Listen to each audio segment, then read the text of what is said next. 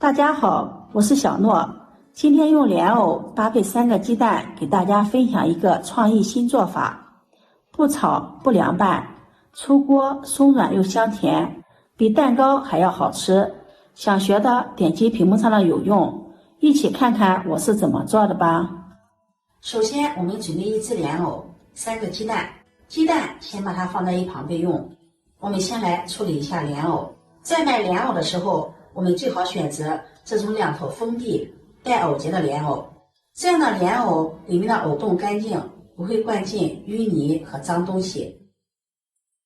先用刀將藕節給它切掉，然後再用削皮刀削去外皮。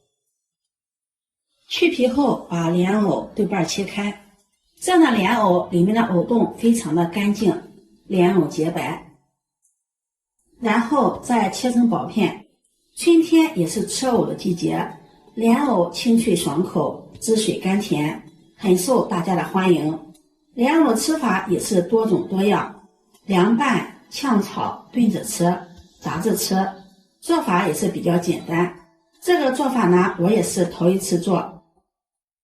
切好後把它裝入盘中，整理平整，往裡面再打入3顆雞蛋，再淋上幾滴白醋去腥，然後把它倒入料理機中，點擊果蔬鍵打成蓮藕雞蛋糊，打好後把它倒入大碗中，往裡面加入3克酵母，1勺白糖，促進酵母的發酵，用筷子攪拌均勻，攪勻後再分次往裡面加入普通麵粉，用筷子攪拌均勻，面粉一次不要放的太多了，少量分次的加入，这樣好掌握它的粘稠度。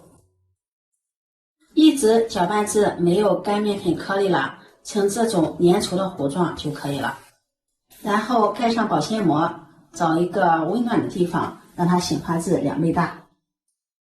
這個時間我們再準備一把紅棗，把它放入大碗中，加入1勺食鹽，再加入1勺麵粉，淋上少許的清水，把紅棗打濕，下手抓拌均勻。紅棗的表面有許多的溝壑，裡面藏有很多的灰塵雜質，我們簡單的清洗不乾淨。加入食鹽，食鹽有殺菌消毒的作用。加入麵粉，麵粉有很強的吸附性，可以把溝壑裡面的灰塵雜質吸附乾淨。抓拌至紅棗的表面有一層黏黏的面粉糊，像這個樣子，再往裡面加入清水，把紅棗表面的面粉糊給它清洗乾淨。清洗乾淨，溝壑裡面的灰塵雜質也就清洗乾淨了。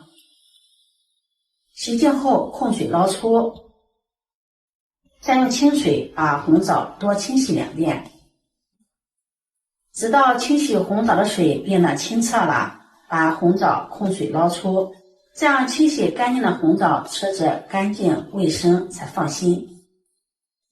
清洗乾淨後把它放在菜板上。接下來再給大家分享一個去棗核簡單又快捷的小技巧。取一個紅棗放在菜板上，用刀背拍一下，把紅棗拍扁，然後撕開，取出中間的棗核。像這樣棗核就很輕鬆的取出來了，而且棗核還非常的乾淨，沒有粘連的紅棗肉。把棗核全部取出來後，再用刀把紅棗切碎，紅棗也不要切得太碎了，有點顆粒，吃起來口感更好。切好後把它放入盤中備用。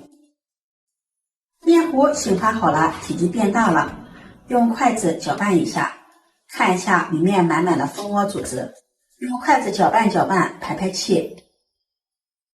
再把切好的紅棗碎放進來，攪拌均勻。攪拌均勻後，先把它放在一旁。接下來再準備一個模具，在裡面均勻的刷上一層食用油，這樣可以防粘，方便脫模。四周也要刷上食用油。刷好後，在裡面撒上一層白芝麻，點綴增香。把調好的面糊倒進來，然後用鏟子整理平整，铲子上面可以刷上一些食用油，这样在整理的时候就不容易粘铲子上面了。整理平整，蓋上保鲜膜，2次醒发20分鐘。20分鐘，面糊2次醒发好了，体積變大了，在上面再撒上白芝麻，點綴真香。然後蓋上耐高溫的保鮮膜，放到蒸屉裡，冷水上鍋，蓋上蓋子，上去後計時蒸40分鐘。